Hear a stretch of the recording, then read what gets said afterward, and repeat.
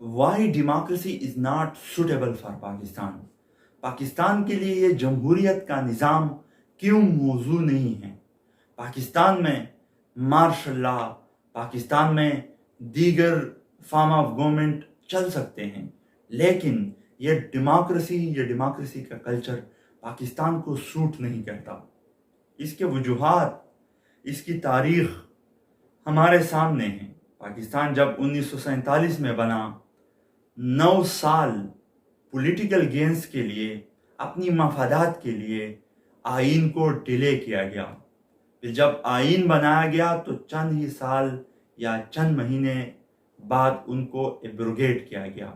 पाकिस्तान में martial law आया, फिर दूसरी मार्शल लॉ, फिर तीसरी मार्शल लॉ, कभी इमरजेंसी, तो कभी पॉलिटिकल पोलराइजेशन, तो कभी हॉर्स ट्रेडिंग, तो कभी डायनास्टिक पॉलिटिक्स, तो कभी पैट्रोनेज पॉलिटिक्स, तो कभी अपने करीबी साथियों को नवाजने का रिवाज, तो लोगों को, आवाम को इग्नोर करने का रिवाज, अपनी जेब गर्म करने का रिवाज, इखलाकियात से गिरी हुई रिवायात को प्रमोट करना, अपने पॉलिटिकल अपोनेंट्स की नंगी तस्वीर जहाज़ों से फेंकना, अपने पॉलिटिकल अपोनेंट्स की ऑडियोज लीक करना, अपने पॉलिटिकल अपोनेंट्स की किरदार कुशी करना, उनकी जायज़ और नाजायज़ औलाद को सामने लाना।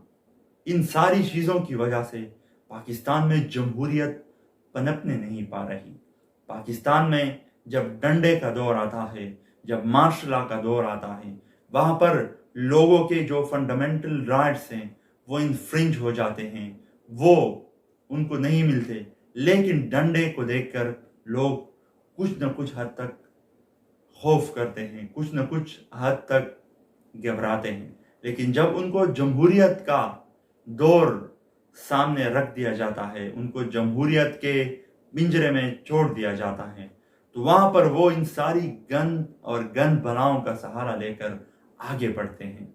अपनी कुर्सी को बचाने के लिए, अपनी मिनिस्ट्री को बचाने के लिए, अपने इक़्तिदार को बचाने के लिए ये पॉलिटिकल पार्टीज़, ये पाकिस्तान की सियासतदान किसी भी हद तक जा सकते हैं।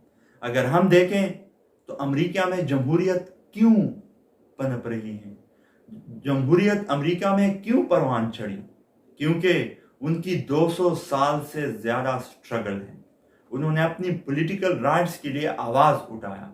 वो 200 साल की तवील जदोजहद के साथ गुजरे और तब जाकर उन्होंने जमहूरियत को परवान चढ़ाया। उन्होंने इन सारे बैड प्रैक्टिसेस को छोड़ा जिनकी वजह से जमहूरियत को नुकसान पहुंचता है। अमेरिका के सदर जब किसी अपोनेंट का, पॉलिटिकल अपोनेंट का फोन टेप करते हैं तो उनको डिस्क्वालीफाई किया जाता है। जब निक्सन की कंट्रोवर्सी हमें सामने आती है, हमारे सामने अमेरिका के सदर की एक स्कैंडल नज़र आती है, तो उनको डिस्क्वालीफाई किया जाता है। इसके साथ साथ अगर हम यूके को देखें तो 500 साल से ज़्यादा उनकी स्ट्रगल है डेमोक्रेसी को परवान चढ़ाने की। वहाँ पर बैड प्रैक्टिसेस को छोड़ा गया, स्टेप बाय स्टेप इन सारी गलाजतों से छुटकारा पाया गया। तब जाकर वो मुल्क जमहूरियत का अलंबरदार बना। वहाँ पर पॉलिटिकल राइट्स, वहाँ पर फंडामेंटल राइट्स, वहाँ पर लिबर्टी, फ्रीडम ऑफ स्पीच, वहाँ पर स्टैंडर्ड ऑफ लाइफ, वहाँ पर स्टैंडर्ड ऑफ लिविंग, वहाँ पर women rights, children rights, labour rights, सारी चीज़ें प्रोटेक्ट हैं। वहाँ मिनिमम वेज पाकिस्तान से कई गुना ज़्यादा है। वहाँ पर राइट्स पाकिस्तान के मुकाबले में काफ़ी ज़्यादा प्रोटेक्टेड हैं।